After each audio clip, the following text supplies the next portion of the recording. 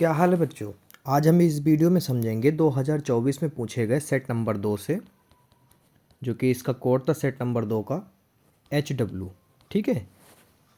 तो जो बच्चे 2024 में पेपर देने गए होंगे उनका कोड अगर HW था 2024 में, तो आप यही पेपर उनका सेम टू सेम था। ठीक है। अब आपको इसमें से क्या सीखना है, आपको करनी प्रैक्टिस। ठीक है, क्योंकि ये PYQ क्वेश्चन है। क्या है बच्चों? PYQ question. ठीक है, is very important for this year. ठीक है। अब आप करेंगे कैसे क्वेश्चन? पहला वाला देखो बच्चों। पहला क्वेश्चन है, सिद्ध कीजिए कि √2 एक अपरिमेय संख्या है। इसको कैसे करेंगे देख लो।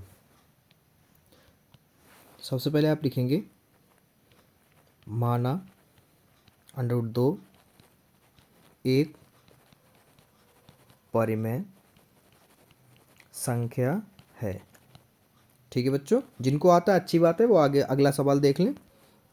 फिर शर्त लिख देंगे कि P/Q, जहाँ P व Q का HCF एक होगा और Q जो है हर कभी भी जीरो नहीं होगा अगर आपका परिमेय संख्या है। तो ये हो गई शर्त परिमेय संख्या की। ठीक है।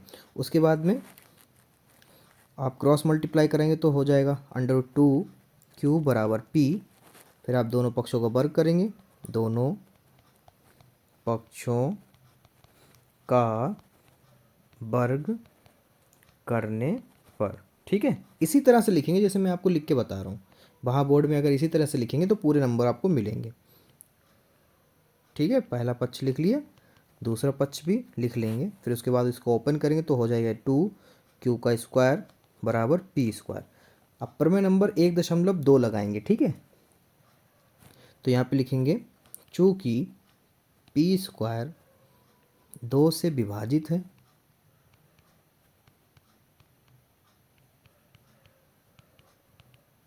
ओके। फिर उसके बाद में तो खाली P भी 2 से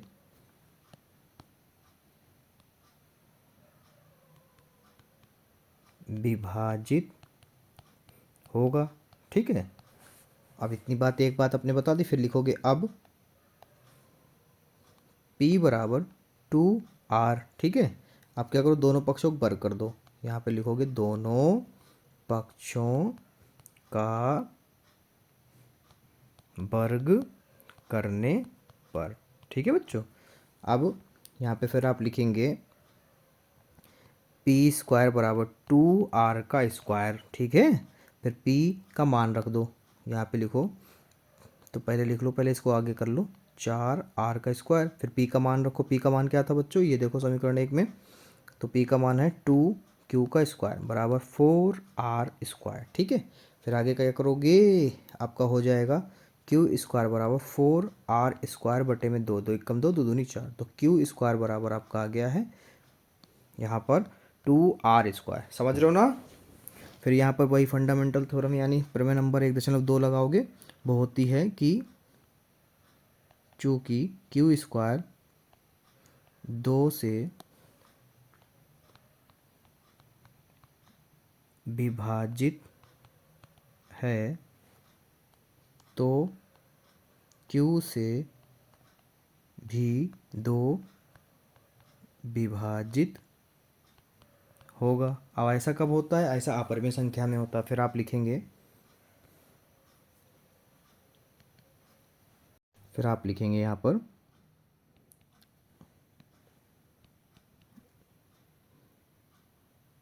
हमारी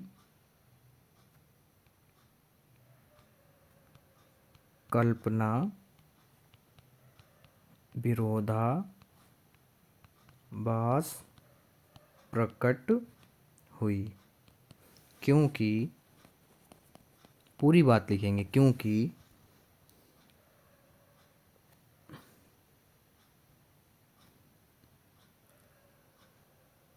√2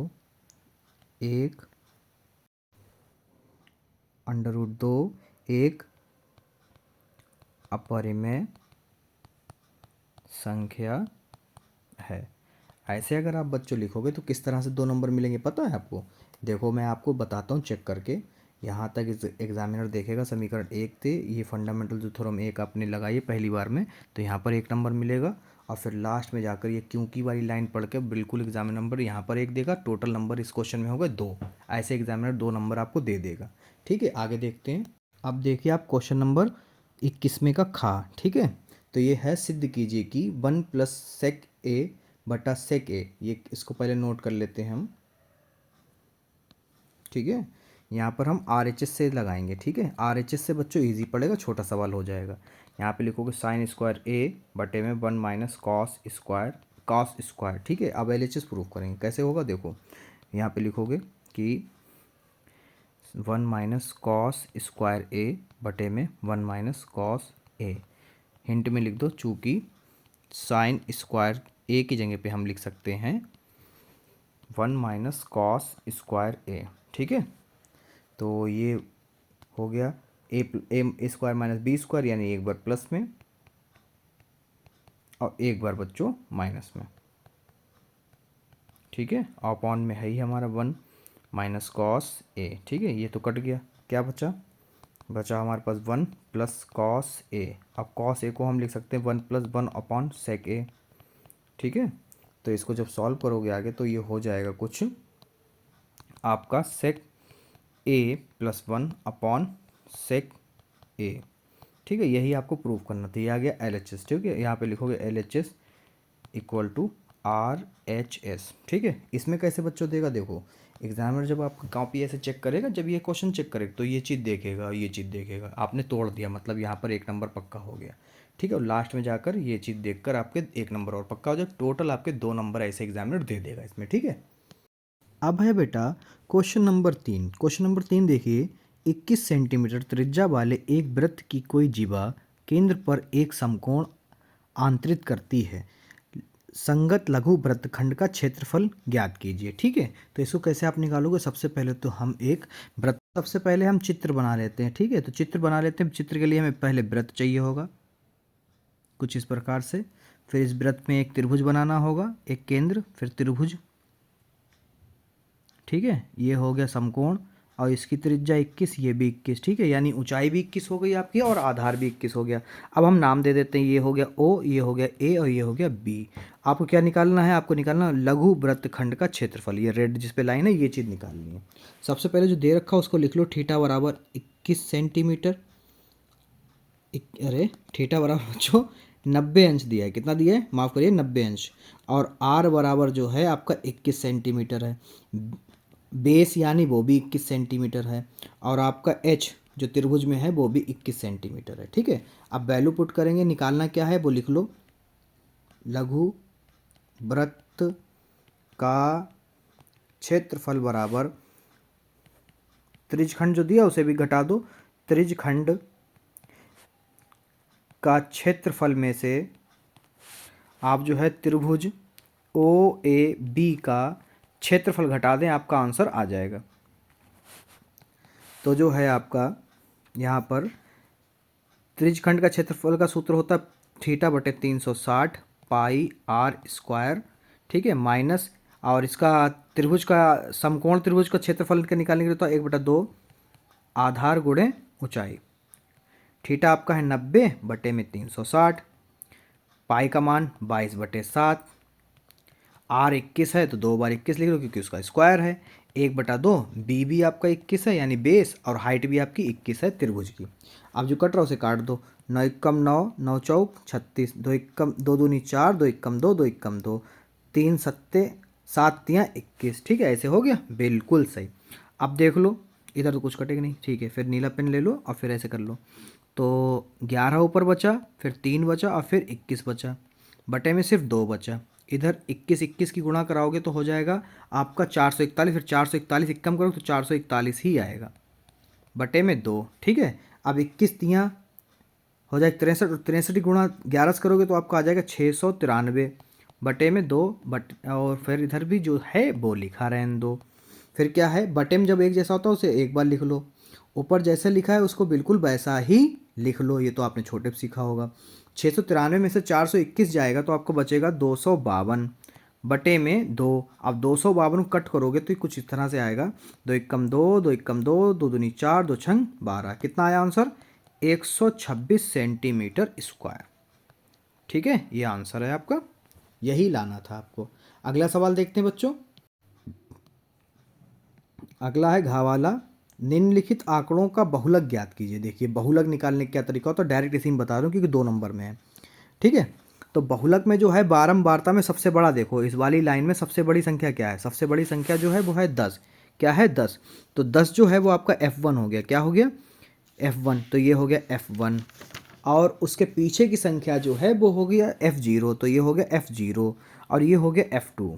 ठीक है, और F1 के ऊपर जो है वो हो गया बहुलक वर्ग। ये हो गया बहुलक वर्ग। ठीक है, और यहीं से आप लोअर लिमिट और हायर लिमिट निकाल लेंगे। तो यहाँ पे डाटा सब लिख लो इसी से कि भैया जो है इसमें बहुलक वर्ग, ऐसे लिख लो, बहुलक वर्ग जो है वो आपका 30 से 35 है। तो इसी से आपका जो लोअर लिमिट है यानी निम्न सीमा जो है वो हो गई आपकी 30। और जो h निकालने का तरीका होता है वो क्या होता है? उच्च सीमा में से निम्न सीमा घटा दो, कितना आ गया? 10। तो h कितना आ गया? 10। तो ये h हो गया आपका 10। और F1 जो है आपका हो गया 10 और F0 हो गया आपका 9 और F2 हो गया 3। ये सब देखो कैसे निकालना मैंने आपको बता दिया। ये 2 नंबर के लिए तरीका है। फिर आप लिखोगे बहुलक निकालने का सूत्र। बहुलक निकालने का सूत्र होता है बहुलक बराबर L plus F1 minus F0 बटे में 2F1 minus F0 minus F2 गुणे में H। ठीक है, गुणे में H। और देखो यहाँ पे मिस्टेक हो गई बच्चों, क्या हो गई है? 35 में से 30 जाएगा तो 5 बचेगा ना। अरे थोड़ा मिस्टेक होगी, दूसरा सवाल दिमाग में रहा। दूसरा सवाल अभी लगाया था पिछली वीडियो में रिकॉर्ड करते समय, तो वो रहा ध्यान में। बच्चों माफ़ करिएगा, यहाँ पर थोड़ी सी मिस्टेक होगी, ये कोई क्वेश्चन पूरा नहीं लगा दिया। ठीक है, माफ़ करना। आगे देखते हैं माम। अरे बेटा आप यहाँ से जाओ, थोड़ा वीडियो रिकॉर्ड कर लें फिर आप आइएगा। ठीक है, हाँ हाँ जाओ जाओ, दिला देंगे चीज़। तो L बराबर जो है आपका 30 है। जाओ जाओ चलो।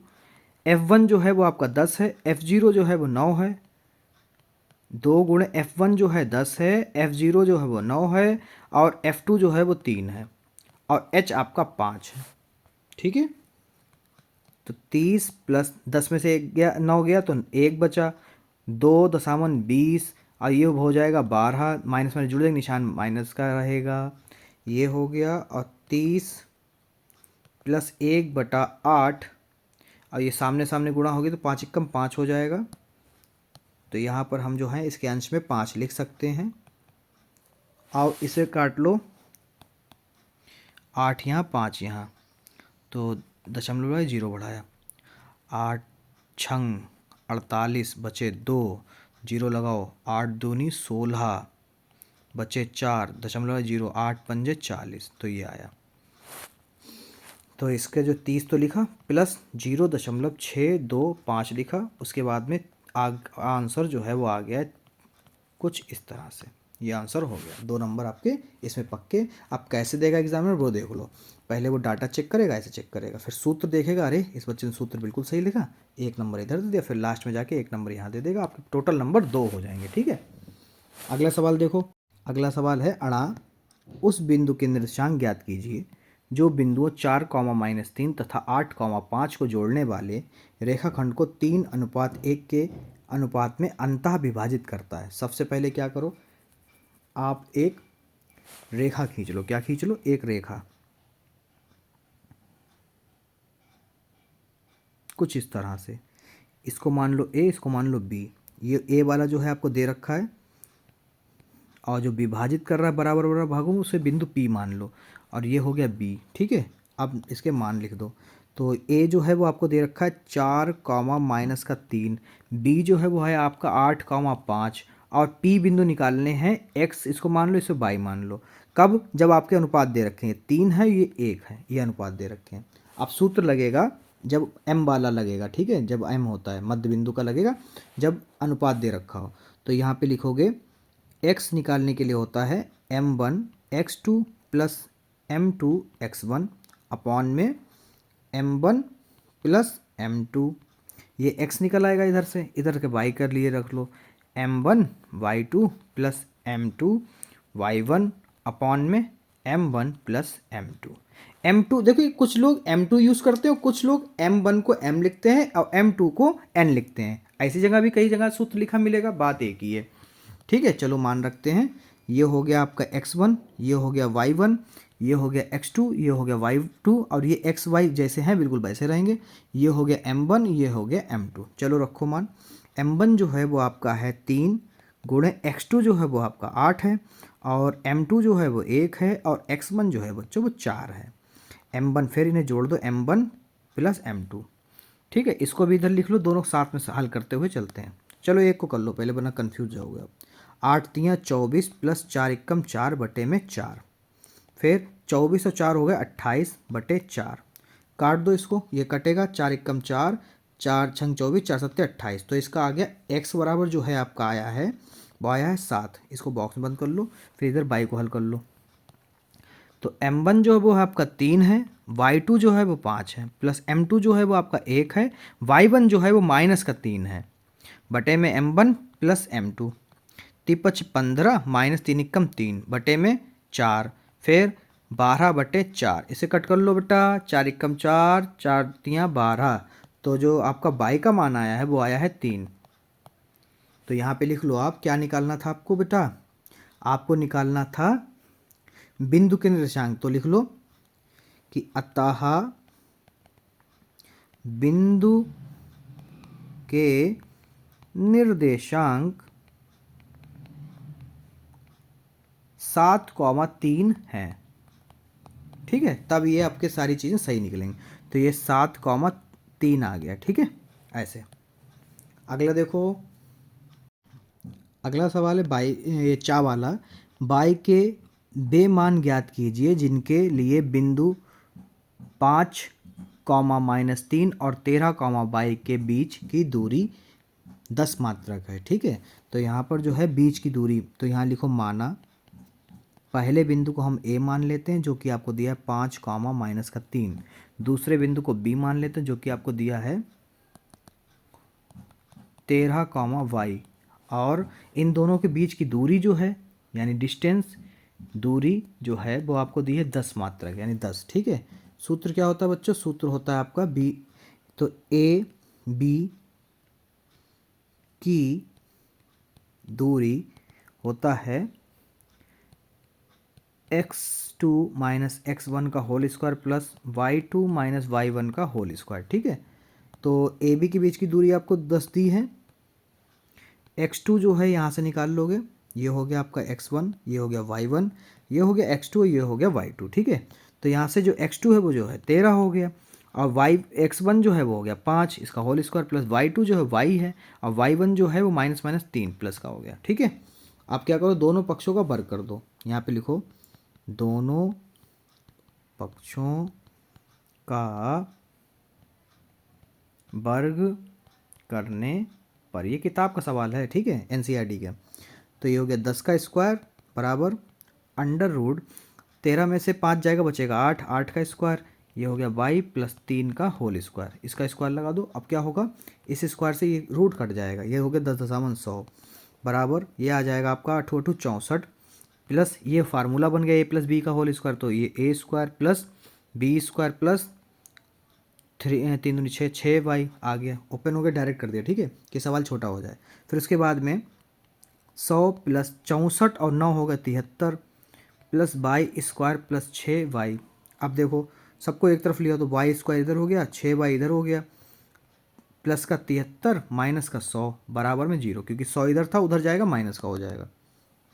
फिर y square plus 6y minus का 27 बराबर में 0। तो गुणा करो तो 27 है, जोड़ो तो घटाओ तो 6, तो 9 तियाँ 27। तो ये लाइन हो जाएगी आपकी गुणनखंड की, ये हो जाएगी 9 तियाँ 27 और 9 में से 3 के बचे 6y माइनस का 27 बराबर में 0। ठीक है, आगे y square plus 9y minus 3y minus 27 बराबर 0। तो y कॉमन कर लिया, y प्लस 9 और इधर हो जाएगा माइनस का 3 कॉमन कर लो, y प्लस 9 बराबर में 0। ठीक है, अब ये y माइनस 3 आ गया और ये आ गया y प्लस 9। अब जो कि हमें y के बे मान निकालने, बे का मतलब 2 मान निकालने, तो यहाँ पर जो है लिखो y माइनस 3 बराबर 0 और एक हो गया y प्लस 9 बराबर 0। तो y बराबर 1 3 आ गया और एक आ गया y बराबर 9, माइनस का 9। ठीक है, ये आपका आंसर है। अब इसमें 2 नंबर बच्चों कैसे देगा वो देख लो। सबसे पहले तो आप यहाँ पे सूत्र में जैसे वर्ग करोगे वैसे 1 नंबर मिल जाएगा और लास्ट में जाकर वो आपको 1 नंबर और दे दे, टोटल नंबर आपके 2 दे देगा, चेक कर देगा। ठीक है, अगला देखो। अब है क्वेश्चन नंबर 22 में के 5 खंडों में से 6 खंड दिए होंगे और 5 खंड करने होंगे, यानी एक सवाल छोड़ने का ऑप्शन होगा आपके पास। बट आपके पास ये बोर्ड पेपर में है ऑप्शन, मगर आप जो कि रिवीजन कर रहे हो, प्रैक्टिस कर रहे हो कि कितनी जल्दी लिख सकते हो, और ये PYQ क्वेश्चन है, तो आप यहाँ पर 6 के 6 सवाल लगाएंगे। ठीक है, आपके बोर्ड में एक कम कर दीजिएगा, जो नहीं समझ में आ रहा उसे मत लगाइएगा। ठीक है, फिलहाल हम यहाँ पर पूरे लगाएंगे। तो समीकरण है, पहला है द्विघात बहुपद 3x² माइनस x माइनस 4 के शून्यांक ज्ञात कीजिए और शून्यांकों तथा गुणांकों के बीच के संबंध की सत्यता की जांच की। देखिए क्या कह रहे हैं, शून्यांकों तथा गुणांकों के बीच। ठीक है, शून्यांक जो आपके अल्फा और बीटा निकलेंगे उन्हें शून्यांक कहते हैं। गुणांक जो है एक होता है अल्फा इंटू बीटा बराबर C/A के बीच की सत्यता की जांच करनी है। ठीक है, समझ में आया। अब चलते करते हैं गुणनखंड। गुणनखंड के समीकरण हमको जो दे रखी वो है 3x² माइनस x माइनस का 4, ये दे रखी है। अब आपको एक अच्छी बात बताऊं कि NCERT बुक जो होती है सरकारी वाली, कक्षा 10 में जो चलती है कुछ स्कूलों में, उसमें ये एक्सरसाइज नंबर 2.2 का क्वेश्चन नंबर 1 का क्वेश्चन नंबर 6 है। अभी जाना, किसी के पास हो चेक कर लेना, झूठ नहीं बोल रहा हूँ, यही है। ठीक है, तो आप कैसे इस सवाल को करेंगे वो देख लीजिए। सवाल करने के लिए सबसे पहले इसके गुणनखंड करने पड़ेंगे। गुणनखंड करने के लिए जो है तो इसके 3 की गुणा 4 से कराओ, तो ये 3 चक्कू 12 हो गए, यानी 12 गुणा करो तो 12 है, घटाओ तो आपका आए 1, तो ये हो जाएगा 3x² माइनस 4 3 12, 4 में से 3 जाएगा 1 बचेगा माइनस का 4। ठीक है, तो ये हो गया 3x² minus 4x minus minus plus 3x minus का 4। ठीक है, उसके बाद 3 क्या x कॉमन होगा, यहाँ पर x कॉमन कर लिया तो यहाँ पर बचा 3x माइनस का 4, यहाँ पे कर लिया प्लस का 1 कॉमन कर लिया तो ये आ गया 3x, क्योंकि सेम नंबर चाहिए ब्रैकेट में वो आ गए। ठीक है, फिर x प्लस 1 और ये हो गया 3x माइनस का 4। ठीक है, अब यहाँ पर 0 है नहीं बराबर, तो यहाँ पे लिखो यदि x प्लस 1 बराबर 0, 3x माइनस 4 बराबर 0, तो x बराबर माइनस का 1 आ गया, 3x बराबर 4 प्लस का हो गया, x बराबर आपका दूसरा आया जो शून्यांक आया है वो ये आ गया। अब यहाँ पे लिखोगे माना कि हम पहले शून्यांक को जो है अल्फा बराबर माइनस का 1 मान लें, व दूसरा शून्यांक जो है उसे बीटा मान लें। तो आपको सत्यता की जांच किस में करनी, गुणांकों के बीच में। ठीक है, तो गुणांकों के बीच के लिए आप यहाँ पे लिखोगे सत्यता की जांच। गुणांक के लिए क्या होता है, गुणांक के लिए होता है अल्फा इंटू बीटा बराबर C/A। C का मतलब अब यहाँ से निकालेंगे हम लोग, ये आपके दिमाग में चलना चाहिए, इतना आपको आना चाहिए। 3x² x minus 4। ठीक है, तो यहाँ से जो था आपका a बराबर 3 हो गया, b बराबर जो है माइनस का 1 हो गया और c बराबर आपका माइनस का 4 हो गया। चलो यहाँ पे मान रखते हैं अल्फा इंटू बीटा, आपको पता है अल्फा माइनस का 1 है गुणा बीटा आपका 4/3 है, बराबर c जो है माइनस का 4 आया, a जो है 3 आया। ठीक है, अब यहाँ पे कर लो कि 4 एकम 4 माइनस का बटे में 3 बराबर माइनस का 4/3। ये बिल्कुल सही, हमारे जांच भी सही हुई है। ठीक है, तो अगर आप स्क्रीनशॉट लेना चाहें तो ले सकते हैं। ठीक है, तो चलो भैया करते हैं अगला सवाल। अब देखिए 22वें का खा वाला, निम्नलिखित रैखिक समीकरणों के युग्म को हल कीजिए। पहली समीकरण आपको ये दे रखी, दूसरी समीकरण ये दे रखी, और इसमें आप 2 तरीके आपने सीखे होंगे। एक होगा आपका एक होता तरीका जो है प्रतिस्थापन विधि होता, दूसरा होता है विलोपन विधि। तो आप जो चाहें, जो सरल लगती है वो इसमें लगा देंगे। ठीक है, फिलहाल सही कौन सी होती है, सही होती है विलोपन, छोटी होती है अच्छी होती है, तो हम विलोपन विधि इसमें लगाएंगे। कैसे लगाओगे वो देख लो। पहले समीकरण यहाँ पे लिखो, माना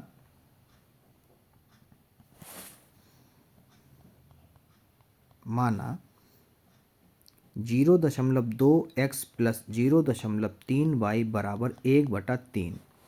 इसको पहले सही कर लो। तो आपको पता इधर भी जो है पॉइंट के बाद एक ही नंबर, इधर भी पॉइंट के बाद एक नंबर, तो यानी पॉइंट सारे हट जाएंगे।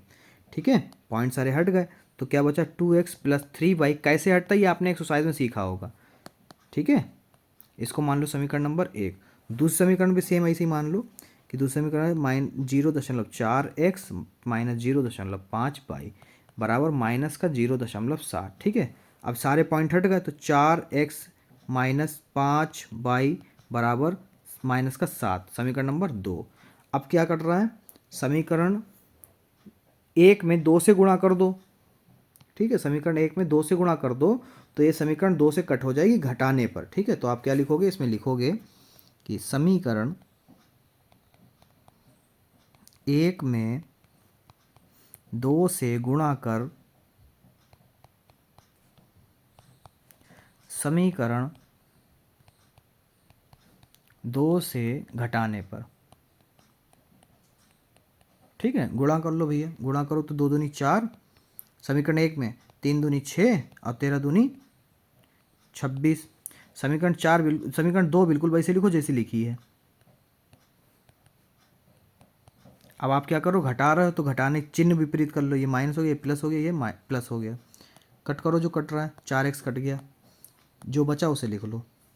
तो ये 6 5 11 होगा, 11y बराबर 26 और 7 आपके हो जाएंगे 4 33। कितना हो गया 33। तो y बराबर जो है 33/11 आ गया। ये भी कटेगा ना, कट किससे कटेगा, 11 1 कम 11, 11 3 33। तो y का मान क्या आया 3। अब y का मान चाहे आप समीकरण 1 में रख दो, इस वाले में चाहे आप इसमें रख दो, ठीक है। तो यहाँ पे लिखेंगे, हम 1 में रखेंगे, तो यहाँ पे लिखेंगे समीकरण 1 में y का मान रखने पर, ठीक है। तो समीकरण 1 जो थी वो आपकी थी 2x+3y बराबर 13, 2x+3 इंटू 3 इक्वल 13, 2x+3 3 9 बराबर 13 और 2x बराबर 13 माइनस 9, x बराबर, तो यहाँ बचा 4/2, ये कट जाएगा, 2 एकम 2, 2 दूनी 4। तो x का मान जो है बच्चों क्या आया, वो आया आपका 2, ठीक है। तो यहाँ पे लिखोगे अतः क्या निकालना था, हल जो है वो लिख दो डायरेक्ट। अतः x बराबर 2 व y बराबर 3 है, y बराबर 3, ठीक है। लग गया सवाल। वीडियो पसंद आए तो वीडियो को लाइक करो, चैनल को भी सब्सक्राइब करो ताकि हम आगे की वीडियो आप तक सही समय से पहुंच सकें। और इस वीडियो में जो अगला सवाल है वो आपका है सिद्ध करने वाला, ठीक है। तो चलो इसको लगाते हैं। क्वेश्चन नंबर गा, सिद्ध कीजिए कि बाह्य बिंदु से वृत्त पर खींची गई स्पर्श दो रेखाओं की लंबाइयाँ बराबर होती हैं। अब इसको कैसे करोगे बच्चों, एक बार कान खोल के सुन लो, ये वेरी इंपॉर्टेंट क्वेश्चन है, ठीक है। वेरी वेरी इंपॉर्टेंट क्वेश्चन, ठीक है। ये वाला भी और ये वाला भी, तो इस पर बहुत ध्यान से इसको देखना, ठीक है। स्क्रीनशॉट जरूर लेना ताकि आप अकेले में बैठ के इस सवाल को लगा सकें, ठीक है। फिर हमसे मत कहना सर आपने बताया नहीं। तो चलिए लगाना बताते हैं आपको कैसे लगेगा। सबसे पहले हम वृत्त बनाते हैं एक,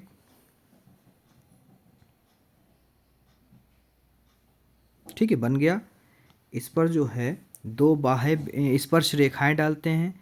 कितनी, हमें रेखा डालनी है 2। तो एक बिंदु मान लेते हैं कि ये बिंदु O है इसका केंद्र, और इससे कुछ दूरी पर ये एक स्पर्श रेखा ये है और दूसरी स्पर्श रेखा ये है जो कि इस बिंदु पे मिल रही है, इसके ऐसे डॉट डॉट करके ये इस पे मिल रहे हैं, ठीक है। और ये ऐसे ऐसे ऐसे करके ऐसे बना लो, या इसको ऐसे कर लो डायरेक्ट, ठीक है। ये त्रिज्या हो गई, ठीक है। ये हो गया आपका P बिंदु, ये हो गई स्पर्श रेखा 1, स्पर्श रेखा B। ये भी 90 होती है और ये भी 90 होता है। तो ये एक त्रिभुज जो है आपका बन गया है। यहाँ पे लिखो, ऐसे करना है तो सिद्ध क्या करना, पहले वो लिख लो। यहाँ पे लिखो सिद्ध करना है। पहली स्पर्श रेखा जो है वो आपकी क्या है AP, दूसरी स्पर्श रेखा क्या है वो है आपकी BP। इसको बराबर सिद्ध करना है, इन दोनों रेखाओं को बराबर सिद्ध करना है। और ये दिख भी रही है बराबर, पर आपको सिद्ध करना है, वो कह रहा है सिद्ध करो। तो क्या करो, कक्षा 7 में आपने त्रिभुज पढ़ा होगा, वही वाला तरीका लगेगा। तो त्रिभुज AOP व AOP, गलत गलत गलत गलत नाम दिए। पहले क्या दो, P दो, फिर क्योंकि 90 ये है इसे बीच में रखो, तो PAO व त्रिभुज PBO में, ठीक है, ये सही नाम है। अब इसमें देखो आपको क्या दिख रहा है कि दोनों में एक कॉमन रेखा है, वो है आपकी PO, तो यहाँ पे लिखो PO बराबर PO, ये कॉमन है, ठीक है, उभयनिष्ठ। इसमें इसके बाद में एंगल A जो है वो एंगल B के बराबर है क्योंकि वो 90 है, ठीक है। यहाँ पे लिख भी लो, ये उभयनिष्ठ हो गया, वो अच्छा मानेगा 4 नंबर में ना, पूरी उसे डाटा दो, ये उभयनिष्ठ है, ये जो है प्रत्येक 90, दोनों 90 हैं, ठीक है। उसके बाद में जो है एक एंगल, ये एक लाइन और बराबर, त्रिज्या इनकी बराबर है क्योंकि एक ही वृत्त के अंदर बन रहे हैं, वो भी केंद्र पे, तो ये OA बराबर OB, यहाँ पे लिखो त्रिज्या, ठीक है। तीनों कारण दे दिए, फिर उसके बाद में आपका जो है वो कॉन्ग्रेंस प्रूफ हो गया, ये हो गया एंगल त्रिभुज PAO कॉन्ग्रेंस है, यानी सर्वांगसम है त्रिभुज PBO के, ठीक है। किस नियम से? बाई साइड एंगल साइड से, ठीक है। तो यहाँ पर आप जब ये पूरे के पूरे त्रिभुज बराबर आ गए तो इसकी सभी भुजाएं क्या होंगी? बराबर होंगी, तो यानी कि यहाँ पर आपका PAP बराबर BPB होगा, किस नियम से? बाई CPCT से। आपने कक्षा 7 में ये बहुत पढ़ा होगा। अब इसमें 4 नंबर बच्चों का इससे देखा कैसे, ये और ये लिखा, 2 नंबर इसमें मिल गए, ये पूरा कर दिया, 2 नंबर इसमें मिल गए, टोटल होगा 4 नंबर, ऐसे मिलते हैं आपको 4 नंबर, ठीक है। तो कितना लगाओगे कितने नंबर मिलेंगे, आधा लगाओ तो कैसे नंबर मिलेंगे, पूरा लगाओ तो कैसे नंबर मिलेंगे, ये भी हम आपको वीडियो में साथ ही साथ बताते चल रहे हैं। तो अगला सवाल देखते हैं। अगला सवाल है, एक त्रिभुज ABC है कि भुजाएं BC पर एक बिंदु D है, इस प्रकार है कि एंगल ADC बराबर एंगल BAC है, सिद्ध कीजिए कि CA² बराबर CB गुणा CD है। इसे कैसे करोगे? तो पहले तो एक भैया त्रिभुज बना लो, कुछ इस तरह से ये त्रिभुज बन गया, ठीक है। इस ये नाम दे दो ABC, C वाले पे एक जो है आपका इस प्रकार एक बिंदु है, वो है D, ठीक है। इस प्रकार बिंदु है, इसे डॉट डॉट करके मान लो क्योंकि ये कह नहीं रहा कि लंबवत है, ऐसा है कि ये वाला एंगल और ये वाला एंगल बराबर हो जाता है, ठीक है।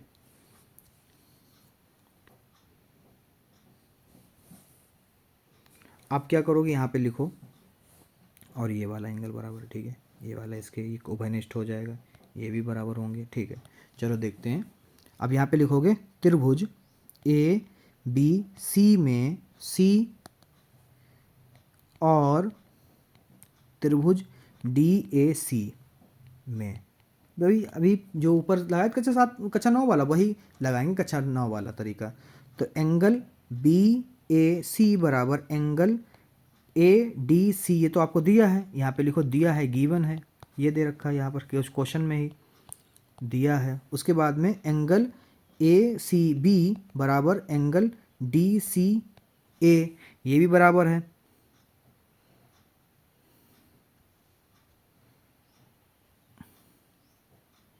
और यहाँ पर जो है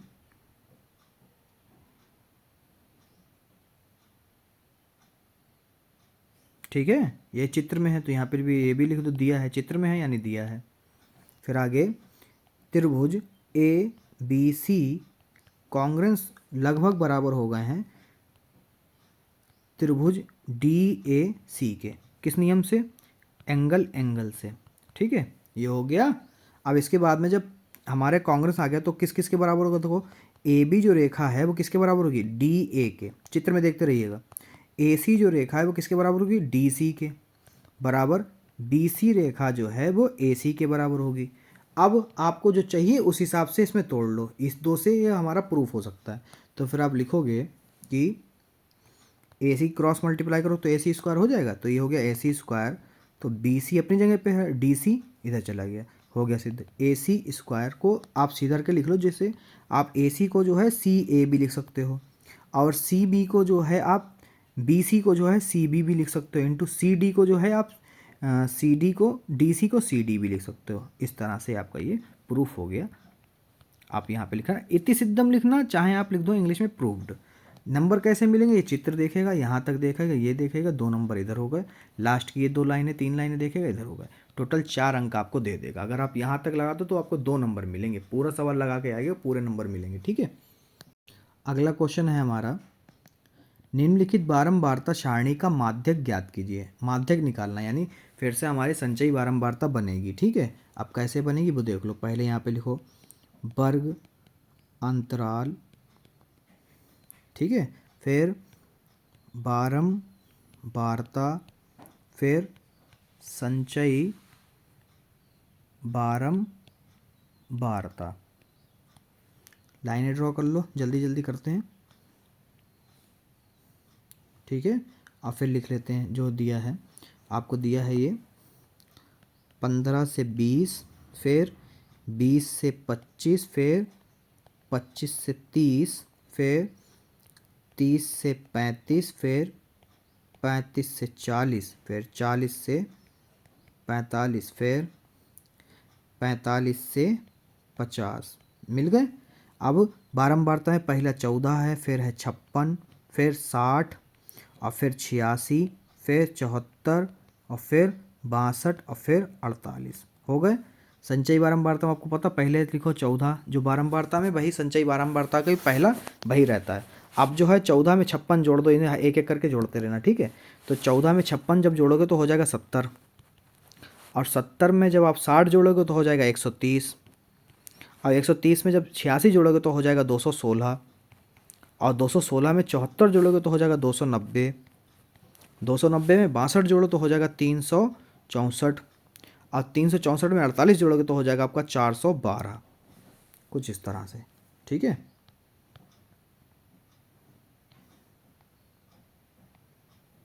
और आपको स्कूल में एक चीज़ बताई गई होगी कि इसका योग जो है इसके योग के बराबर होता है। संचयी बारंबारता का लास्ट टर्म यानी पद जो है पूरी बारंबारता का योग के बराबर होता है। ठीक है, तो यहाँ पर हम लिख सकते हैं कि कैपिटल N जो है वो 412 है।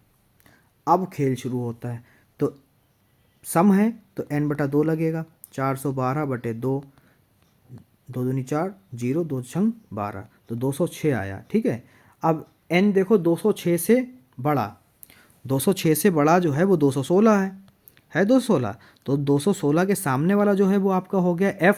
क्या हो गया, f, और f के सामने वाली जो वर्ग है वो हो गया आपका माध्यिका वर्ग। ठीक है, ऐसे ही आपका बहुविकल्पी में आता है, ऐसे माध्यिका वर्ग, माध्यक वर्ग निकाला जाता है। ठीक है, तो यहाँ पर जो है आपका क्या क्या पता चला है वो लिख लो।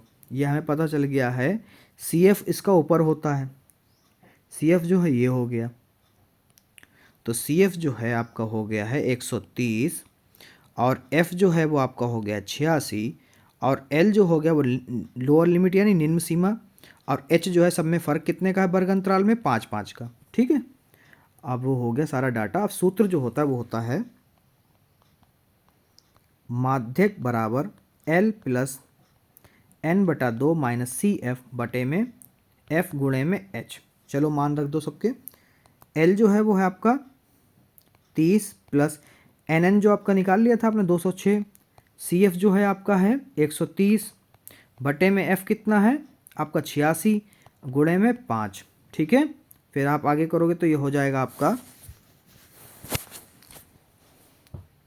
30 प्लस 206 में से 130 जाएगा तो बचेगा 176 बटे 86 गुणे 5। ठीक है, अब 30 प्लस इसका जब भागफल निकालोगे तो ये आएगा 2.12 गुणे में 5, तो 30 प्लस 2.12 की गुणा आप 5 से कराओगे तो आपका आएगा 10.16, तो ये आपका आंसर आ गया है 40.16।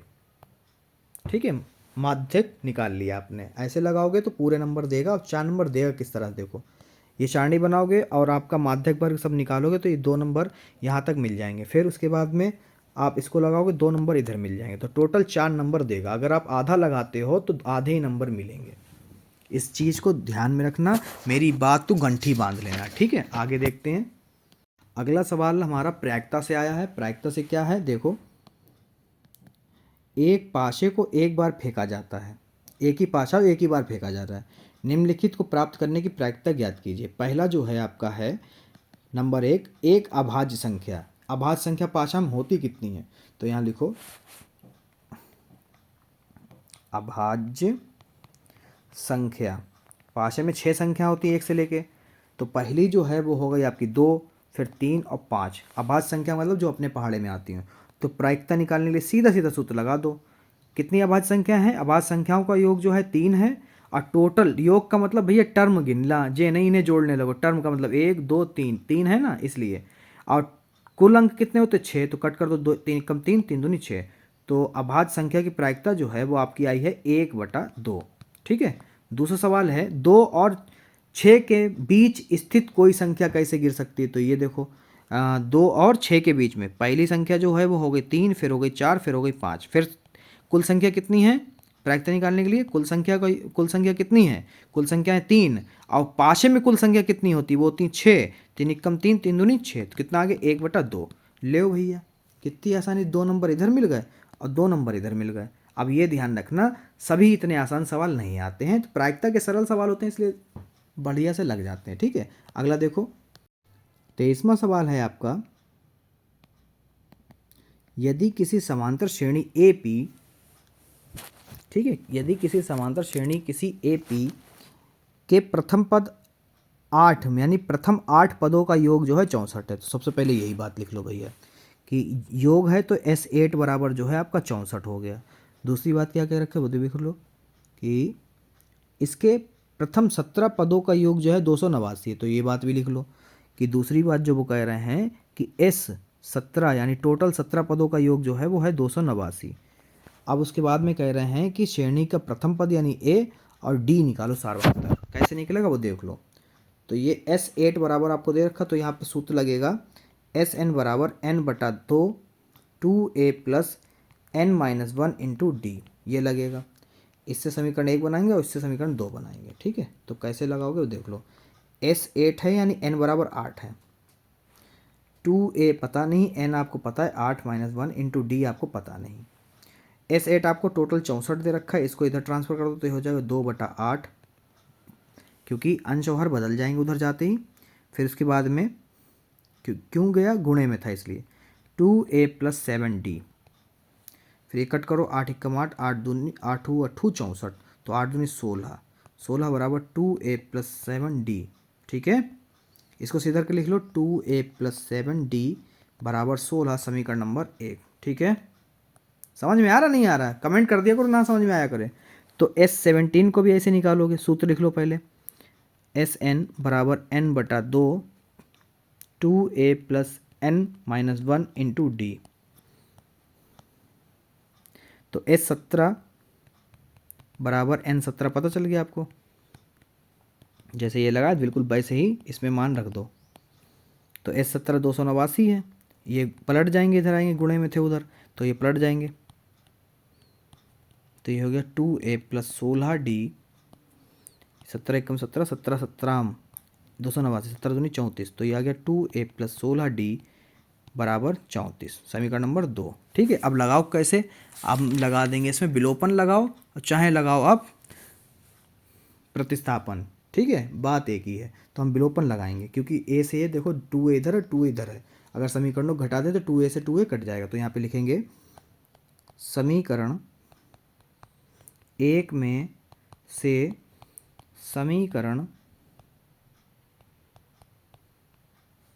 2 घटाने पर, ठीक है, घटाओ तो ये आ जाएगा, लिख लो 2a प्लस 7d बराबर 16, 2a प्लस 16d बराबर 34, घटाओ चिन्ह बदल दो, विपरीत कर दो, हो गए, कट कर दो, जो कट रहा है ये कट गया।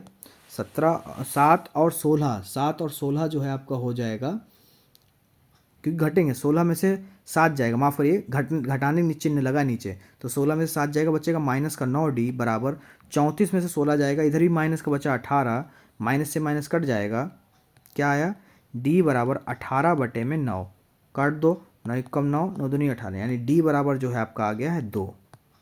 आप क्या करिए, d का मान समीकरण 1 में रख दीजिए, चाहे 1 में रखो चाहे 2 में, समीकरण 1 में रखते हैं। तो यहाँ पे लिखो समीकरण 1 में d का मान रखने पर।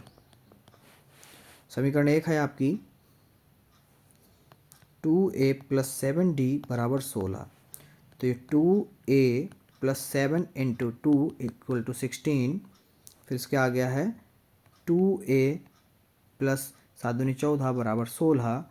2a बराबर 16 माइनस 14, तो 2a बराबर 2, 2 से 2 कट गया यानी a बराबर 1। तो यहाँ पे नीचे लिखोगे इसके अतः a बराबर यानी प्रथम पद 1 और सार्वंतर बराबर 2, ये आए हैं। ऐसे लगाओगे तो पूरे नंबर मिलेंगे। कैसे मिलेंगे 4 नंबर वो भी देख लो। यहाँ तक आप समीकरण 1 और समीकरण 2 मानोगे, ये आपके 2 नंबर हो गए, यहीं पे हो गए थे। फिर उसके बाद में जब पूरा सवाल लगाओगे तो आपको मिलेंगे 2 नंबर और, तो ऐसे आपके 4 नंबर हो जाएंगे। ठीक है, अगला देखते हैं। ये तो 6 नंबर का था, तो 2 नंबर कहीं और मान लो, यहाँ मान लो। ठीक है, 6 नंबर मतलब यहाँ डी का मान निकालो, 2 नंबर यहाँ पे, 6 नंबर हो जाएंगे टोटल। क्वेश्चन नंबर 23 का अथवा, तो यहाँ पे डाल दो आप, काले पेन से डालेंगे प्रश्नोत्तर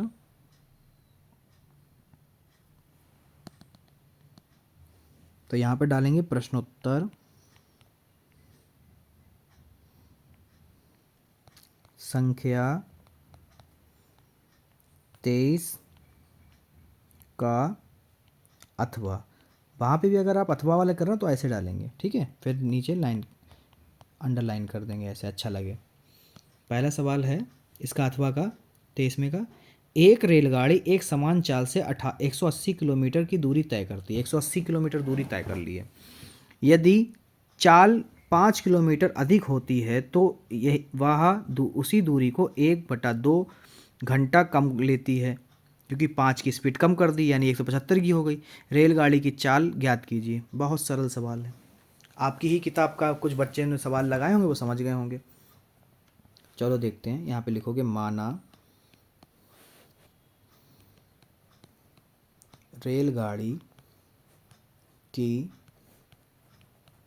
चाल बराबर x किलोमीटर प्रति घंटा। जो भी निकालने का उसे तुरंत माना कर लिया करो। फिर आप यहाँ पे लिखोगे कि प्रश्नानुसार, हेडिंग डालोगे प्रश्नानुसार, फिर लिखोगे कि समय बराबर क्या होता है, दूरी बटे चाल। ठीक है, तो t1 जो है वो आपकी हो जाएगी, यानी पहला जो बात समय दे रखा है वो है 180 किलोमीटर से चल रही है, 180 किलोमीटर दूरी तय कर चुकी है, और हमें चाल नहीं पता x है।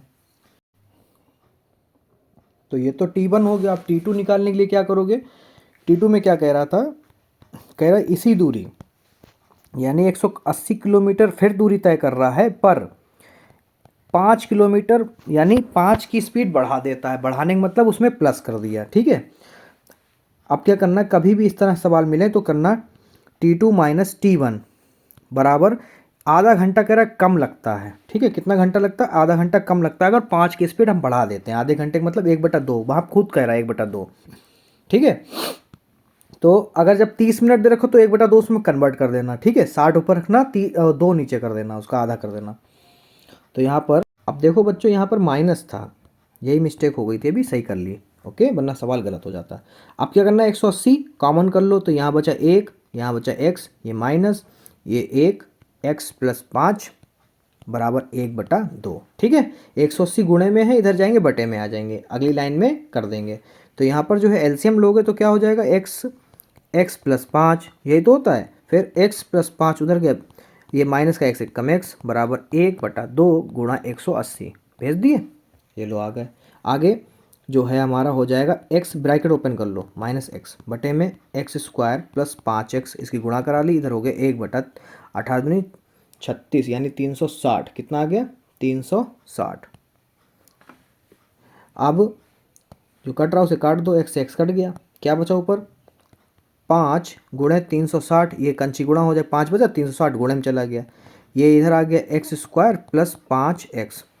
अब 36 की 360 की गुणा 5 से कराओगे तो आ जाएगा 1800। कितना आ गया, 1800 बराबर x² प्लस 5x। सीधा कर लिख लो, x² प्लस 5x माइनस का 1800 बराबर में 0। ठीक है, अब इधर हल कर लो, इसका गुणनखंड कर लो, गुणनखंड हो जाएंगे हमारे गुणा करो तो 1800 आए और घटाओ तो आ जाए 5, तो 45 गुणा 40 से करोगे तो 1800 आएगा। अब 45 में से 40 घटा दोगे तो 5 बचेगा। तो यहाँ पे लिख लो x square plus 45 minus 40 x minus का 1800 बराबर 0। X square plus 45 x minus का 40 एक्स माइनस का 1800 बराबर 0। एक्स कॉमन कर लिया, यहाँ पे बचा एक्स प्लस 45 माइनस 40 कॉमन कर लिया तो यहाँ बचा एक्स प्लस 45 बराबर में 0।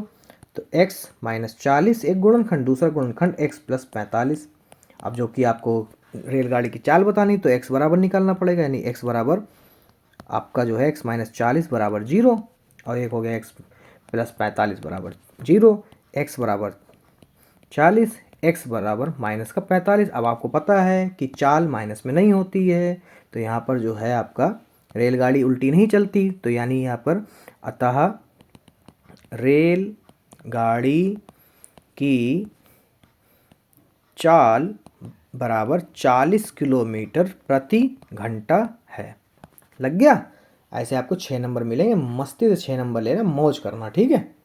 क्वेश्चन नंबर 24 क्या है बच्चों, देखो क्वेश्चन नंबर 24 है हमारा, एक गोलाकार कांच के बर्तन की एक बेलन आकार की गर्दन है। पहले हम गोलाकार बना लेते हैं ऐसे करके, ठीक है। उसकी जो है कांच की एक गर्दन है ऐसे बेलन टाइप की, और ये पूरा जो है कंटर जो है आपका कांच का है, जिसकी लंबाई 7 सेंटीमीटर है। तो इसकी लंबाई कितनी है बच्चों बेलन की? 7 सेंटीमीटर, यानी एच बराबर बेलन में 7 सेंटीमीटर हो जाएगा घर का। व्यास जो है 2 सेंटीमीटर है और इसका व्यास जो है वो 2 सेंटीमीटर है, ठीक है। जबकि गोलाकार भाग का व्यास, इसका भाग जो है 8.4 है। ज्ञात कीजिए कि बर्तन में कितना पानी भरा जा सकता है।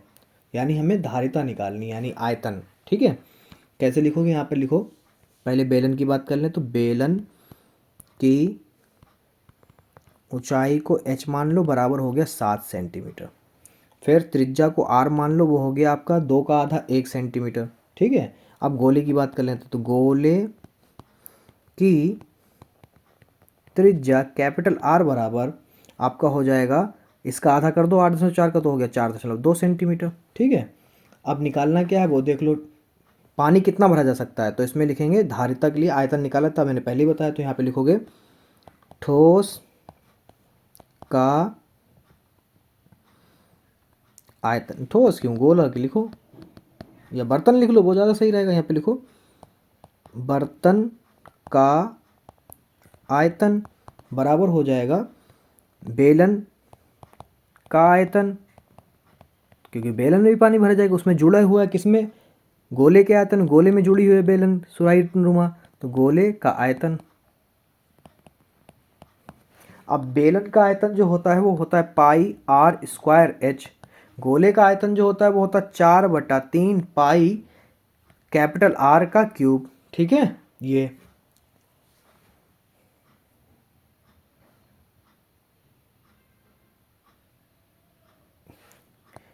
तो यहाँ पर जो है पाई कॉमन कर लो, पाई कॉमन हो गई, पाई रहन भी दोगे तो भी डायरेक्ट लगाते, पाई को पाई लिखते, बाद में रख देंगे। अब आर जो है आपको पता है वो है 1 गुणा 1, एच जो है 7 है, प्लस यहाँ पर 4/3 गुणा पाई को पाई रखो, मैंने बोला भी। उसके बाद में आर क्यूब का मतलब 4.2 गुणे 4.2 गुणे 4.2, 1 हटा लो, 3, इनको सबको हटा लो दशमलव को, ठीक है। तो 3 के कट करोगे तो आपका आ जाएगा 3 एकम 3, 3 चक्कू 12, फिर 2 पंजे 10, 2 सत्ते 14, ओके। फिर ये इधर कट करो तो आ जाएगा 2 पंजे 10, और ये हो गया 2 दूनी 4, 2 एकम 2, फिर 2 पंजे 10, 2 दूनी 4, 2 एकम 2, ठीक। अब इधर कर लो तो ये होगा 7 एकम 7, 7 एकम 7, 7 पाई, यानी 7 पाई ये आ गया, प्लस 4 पाई, और इन सब का जो गुणा भाग करोगे वो मुझे पता है, तो ये आ जाएगा आपका, और इसकी 4 से गुणा करा दो, डायरेक्ट करा दो, क्योंकि टाइम कम बहुत हो गया बच्चों, है ना। ये आप लोग कॉपी करना, आपको समझ में आ जाएगा। 98 दशमलव आपका आएगा 78 पाई, ठीक है। इसको जोड़ दो, जब सब पाई जोड़ दो तो आपका आ जाएगा 105.78 पाई। अब पाई का मान रखने का है तो पाई का मान रख दो। अब समझ में आया क्योंकि हमने क्यों नहीं रखा था 22/7, इसलिए नहीं रखा था, वरना और खतरनाक क्वेश्चन आपको डरा देता। गुणा कराओगे आपका आ जाएगा 332.161 सेंटीमीटर। जाओ मौज करो बच्चों, आयतन निकालो तो क्यूब हो जाएगा। ठीक है, मौज करो, मज़ा आ गया होगा आपको। तो अब जो है बच्चों ये क्वेश्चन आपका है क्वेश्चन नंबर 24 का अथवा। ठीक है, तो ये है एक खिलौना 3.5 सेंटीमीटर त्रिज्या वाले एक शंकु के आकार का है जो उसी त्रिज्या वाले एक अर्धगोले पर अध्यारोपित है। इस खिलौने की संपूर्ण ऊंचाई 15.5 सेंटीमीटर है। इस खिलौने का संपूर्ण पृष्ठीय क्षेत्रफल ज्ञात कीजिए। कितना सरल सवाल है, आपको कई बार मैंने ये लगवाया है। देखो, एक खिलौना है जो अर्धगोले का है, उस पे उसके ऊपर जो है एक शंकु है। ठीक है, कुछ इस तरह से शंकुआकार, यही है क्या? ना ना ना ना ना ना ना ना ना ना ना ना ना। चित्र थोड़ा सा हमारा बच्चों गलत हो गया क्योंकि शंकुआकार है ना, तो यहाँ पर हम शंकुआकार, पहले एक शंकु बना लेते हैं, शंकुआ बेलन अर्धगोला, फिर उसके ऊपर शंकु ऐसे। ठीक है, उसके ऊपर ये दूरी। ठीक है, अब टोटल ऊंचाई जो है इसकी दे रखी 15.5, कितनी दे रखी है? 15.5 टोटल खिलौने की। ठीक है, उसके बाद में ये हो गया आर, ये हो गया एच और ये हो गया एल। ठीक है, आप देखो आगे इसमें जो चीज़ें पता है वो लिख लो कि आर बराबर जो है हमें दिया है 3.5 सेंटीमीटर, और एच प्लस आर करोगे तो आपका आ जाएगा 15.5, यानी खिलौने की टोटल ऊंचाई, यानी कैपिटल एच आपको जो दे रखा है वो खिलौने की टोटल ऊंचाई मानते हैं क्योंकि शंकु की ऊंचाई को हमने स्मॉल एच मान लिया। स्मॉल कैपिटल एच बराबर आपको 15.5 दे रखा है। ठीक है, और आप शंकु की ऊंचाई कैसे निकालोगे वो भी देख लो। शंकु की ऊंचाई जो है वो निकलेगी आपकी, क्योंकि ये आर है पूरा हो गया ना, तो ये पूरी दूरी जो है 15.5 है। अब क्या करो, आर को घटा दो। क्यों? क्योंकि बताता हूँ आपको, किसी भी अर्धगोले की त्रिज्या और उसकी गहराई एक ही होती है, तो त्रिज्या यानी आर बराबर एच होता है। ठीक है, समझ में आया? इसलिए होता है। चलो,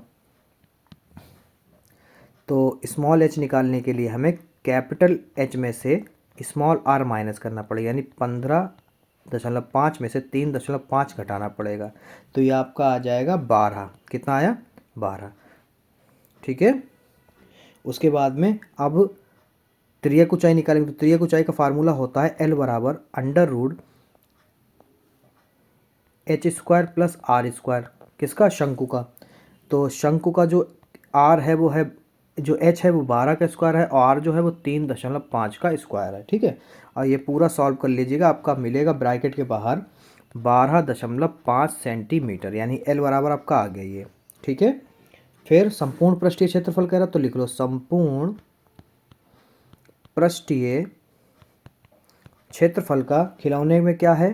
खिलौने में देखो, एक हमारा बेलन है, बेलन का हो गया πr/l, और अर्धगोले का होगा 2πr²। वैल्यू रख दो सबकी, पाई कॉमन कर लो, आर कॉमन कर लो, यहाँ बचा एल प्लस यहाँ बचा आपका 2 और एक आर बचा। पाई का मान 22/7 गुणे आर का मान है आपका 3.5, और फिर ब्रैकेट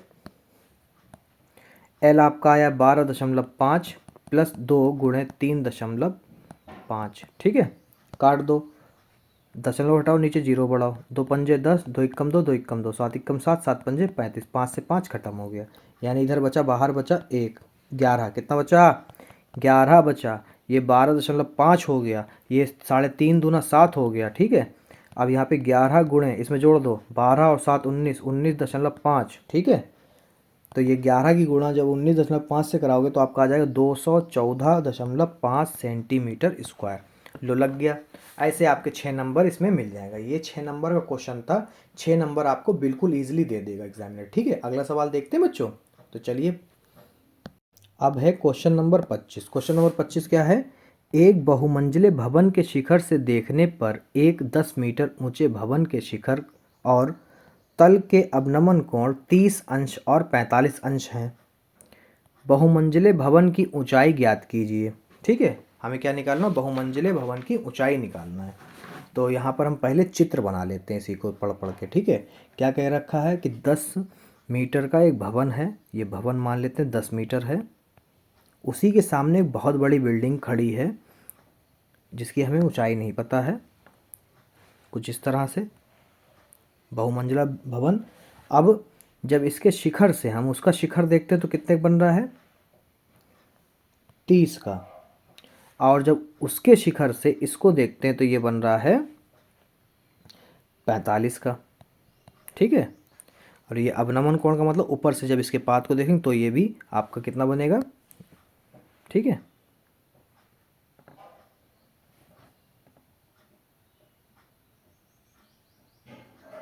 ये लाइन क्यों डाली, ठीक है, हाँ, इसको नाम देते हैं हमारा ए बी सी डी और ये हो गया ई। अगर ये 10 है तो ये भी 10 होगा, बी सी। ठीक है, और ये हो जाएगा आपका स्मॉल एच। क्या निकालना है, बहुमंजिले भवन की ऊंचाई, यानी इसको टोटल करके आपको ये बताना है H+10। तो हमें पहले H निकालना, उसमें 10 जोड़ देना, आ जाएगा आंसर। ठीक है, कैसे करोगे वो देख लो। त्रिभुज ECD में, त्रिभुज देख लो पहले ECD, यानी 10 30। ठीक है, तो 10 30 बराबर लंब क्या है H, आधार पता नहीं, अगर ये x है तो ये भी x हो जाएगा। ठीक है, तो 1/√3 हो गया 30 का मान, h/x, तो x बराबर आ गया √3h। ध्यान रखना x का मान। ठीक है, फिर त्रिभुज आपका हो जाएगा ABD में, यानी पूरा ले रहे हैं 45 वाला, तो 10 45 बराबर आपका लंब जो है वो हो गया H+10 और आधार जो है आपका x ही है। 10 45 का मान होता है 1 बराबर H+10 बटे में x, x से कंसी गुणा करो, इधर चला गया H+10, x का मान रख दो √3h, ये प्लस का h था, इधर आया h, खाली 10 बचा उधर। फिर h कॉमन कर लो, इधर बचा √3 - 1 बराबर में h 10, तो h बराबर 10 बटे में √3 - 1 गुणे, परिमेयकरण कर दो, आँख बंद कर कर, हो गया। अब सॉल्व कर लो इसे, नीचे फार्मूला हो गया A² - B² का, ऊपर जैसे लिखा बिल्कुल वैसे लिख दो। फिर ठीक है, ये हो गया 2 2 एकम 2 2 पंजे 10, तो आंसर क्या है 5 √3 + 1 h का निकला है। अभी बहुमंजिले भवन की ऊंचाई नहीं निकली है, तो यहाँ पे लिखोगे बहुमंजिले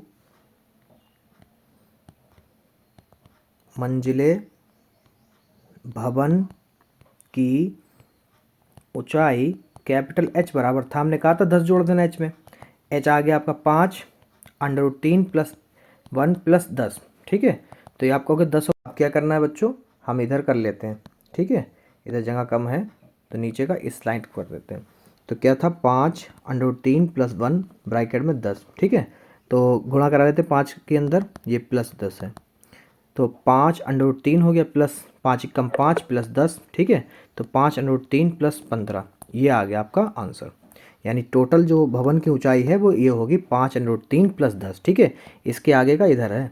ओके, बहुत ध्यान से कॉपी पे लगाइएगा, समझ में आ जाएगा। ठीक है, देखिए बच्चों, यहाँ पर इस वाले सवाल में 25वें का 8वें में 2 क्वेश्चन दिए हैं, ये 3 नंबर का, ये भी 3 ही नंबर का, 6 नंबर का नहीं 3 नंबर का। ठीक है, क्योंकि 3 और 3 6 होता है, 6 और 3 9 नहीं हो जाएगा, प्रिंट करते वक्त शायद मिस्टेक हो गई हो।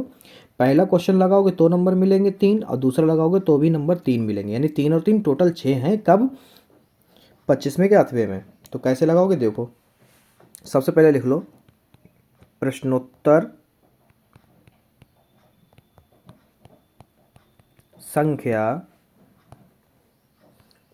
25 का फर्स्ट वाला। ठीक है, ओके, क्वेश्चन पढ़ो। क्वेश्चन है हमारा, भूमि पर स्थित एक बिंदु से एक चिमनी का उन्नयन कोण 60 अंश है। यदि चिमनी के पात से बिंदु की दूरी 25 मीटर है तो चिमनी की ऊंचाई ज्ञात कीजिए। ठीक है, पहले हम एक चिमनी बना लें। ठीक है, ये हो गई। उसके बाद में एक बिंदु उससे थोड़ा दूर मान लें, उसकी बिंदु और चिमनी की पाद बिंदु जो है वो 25 है, 25 मीटर दूर है, ये ए और ये बी। और इसी बिंदु से खड़े होकर चिमनी का जब शिखर देखते हैं तो वो होता है 60 अंश का। तो ये हो गया एच। और निकालना क्या है बच्चों, हमें निकालना है चिमनी की ऊंचाई यानी एच निकालना है। ठीक है, बहुत सरल है ना। तो इसमें लिखो कि त्रिभुज ए बी सी में 10 60 60 दिया तो 60 रखो, 10 60 बराबर लंब बटे आधार, 10 60 का मान होता है √3 गुणे 25 बराबर एच। तो एच बराबर आपका आ गया 25 √3 मीटर। ये लो हो गया, लग गया सवाल। अगला देख लो। इसी सवाल का जो दूसरा है वो है भूमि से 60 मीटर की ऊंचाई पर एक पतंग उड़ रही है। कितनी ऊंचाई पर? 60 मीटर की ऊंचाई पर। मान लो वो ये पतंग है हमारी। ठीक है, कितनी ऊंचाई पर है? भूमि से 60 मीटर की ऊंचाई पर है। ठीक है, इतना कथन हो गया। आगे देखो, पतंग से डोरी लगी हुई डोरी जो है अस्थायी रूप से मतलब एक जगह पर भूमि के एक बिंदु पर बांध दी जाती है। ये एक बिंदु पर जमीन पे बंधी हुई है। ठीक है, उसके बाद में भूमि के साथ डोरी का झुकाव 60 अंश का है। लो, झुकाव भी पता चल गया। झुकाव कितना है? 60 अंश। ठीक, आगे आगे जो है, यहाँ मानकर कि डोरी में कोई ढील नहीं, तो डोरी की लंबाई बताओ। डोरी की ढील नहीं है, ठीक है, यानी कोण सीधा सीधा बन रहा है। तो डोरी की लंबाई बताना है, यानी हमें ये बताना है, ये कर्ण बताना है। तो ये तो उल्टा हो गया, आधार आया नहीं। तो कुछ नहीं करना, आँख बंद करके यहाँ लिखना। पहले तो लिखो प्रश्नोत्तर संख्या 25 का सेकंड वाला। ठीक है, फिर नीला पेन ले लो। त्रिभुज ए बी सी में, ठीक है, ए बी सी जो है आपका, यहाँ पर साइन थीटा ले, क्योंकि साइन थीटा में लंब बटे कर्ण होता है। ठीक है, तो यहाँ पे लगाओ साइन 60 बराबर लंब मतलब 60 और कर्ण मतलब एक्स। साइन 60 का मतलब √3 बटे 2 बराबर 60 एक्स। फिर इसे कंची गुणा करा लो, तो ये हो गया √3 एक्स बराबर 60 गुणे 2। फिर एक्स बराबर 60 दूना 120 और ये बटे में आ जाएगा √3। फिर √3 का परमेकरण कर दो, √3 ऊपर √3 नीचे, तो 120 √3 बटे में 3, 3 चक्कू 12 जीरो। तो यानी इसकी जो ऊंचाई है, डोरी की लंबाई जो है वो है 40 √3 मीटर। लग गए? वीडियो पसंद आए तो वीडियो को लाइक कर दीजिए, चैनल को अभी सब्सक्राइब करिए। बहुत जल्द मिलते हैं सेट नंबर 3 में। ठीक है।